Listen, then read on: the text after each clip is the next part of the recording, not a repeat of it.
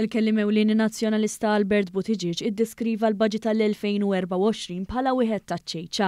Dan avolja l-aħħar eżerċizzju finanzjarju kien l-akbar wieħed soċjali fl-istorja ta' pajjiżna, fis-sfond li diversi stati oħrajn fl-Unjoni Ewropea mhux biss huma milqutin mill-ikbar inċertezzi, iżda wkoll mhux kapaċi jsostnu lil ġenshom kif qed jiġri fostna.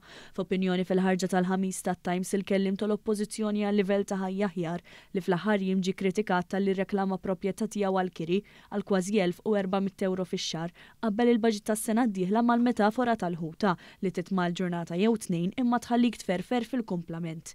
Danu bil-maqlub ta' dak li juru l-fatti fejn grazzi għal miżuri li ddaħlu fl-aħħar snin u baqgħu jitjiebu sal-lum, inkluż fil-baġit in kwestjoni, aktar persuni qed jiġu premjati għal bżulija tagħhom, inkluż dawk li kienu dipendenti fuq il-benefiċċji soċjali.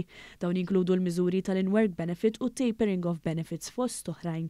Buttigieg ġab ukoll eżempju bil-pensjonanti, anke jekk dawn ilhom jesperjenzaw żieda wara l-oħra għal dawn l-aħħar snin u prova jimminizza żieda fil-paga minima nazzjonali, it-tieni waħda f'5 snin. Minn barra hekk il-kritika inġusta ta' Buttigieg waslet fl-istess jiem li miżuri mħabbrin fil-baġit tal-2024 diġà qed jinħassu b'mod qawwi fil-bwiet ta' eluf kbar ta' Maltin u Għawċin saħansitra minn qabel tintemm l-2023. Fil-fatt f'temp ta' ġimgħa biss se jkunu tqasmu aktar minn 34 miljun euro.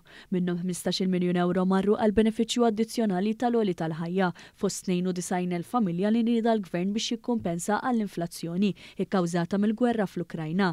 Iżjed minn 14 miljun euro marru għall-ewwel pagament ta' Children's Allowance bl-akbar żieda fl-istorja u 5 miljun euro oħra tqasmu fajnuna supplementari u l-benefiċċju għal persuni b'diżabilità. Waqt li ddeskriva l-budget li skontu kien sostanzjuż fil-ħut imma ħafif biex joffri s-soluzzjonijiet.